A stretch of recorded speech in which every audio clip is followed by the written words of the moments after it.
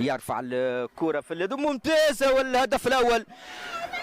هدف مباغت من معتز زدام، يتمكن من افتتاح النتيجة بركنية مباشرة، يعني كرة كانت مباشرة في القائم الثاني، ومعتز زدام يتمكن من افتتاح النتيجة للترجي الرياضي التونسي منذ تقريبا الدقيقة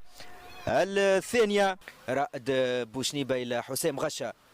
حسام غشة، محمد بن علي ناحية رودريغيز يراوغ يدخل منطقة الجزاء، رودريغيز والهدف الثاني ممتاز، الهدف الثاني من رودريغيز، مراوغة جسدية ثم تسديدة بالاكستريور من رودريغيز يتمكن من تسجيل الهدف الثاني للترجي الرياضي التونسي. كيبا يفك الكرة، كيبا مرة أولى ومرة ثانية وتوصل الكرة الآن لمحمد علي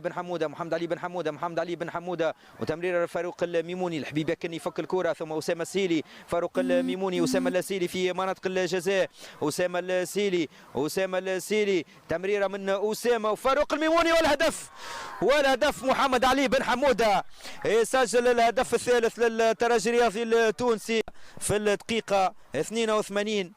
يتمكن من تسجيل الهدف الثالث للترجي الرياضي التونسي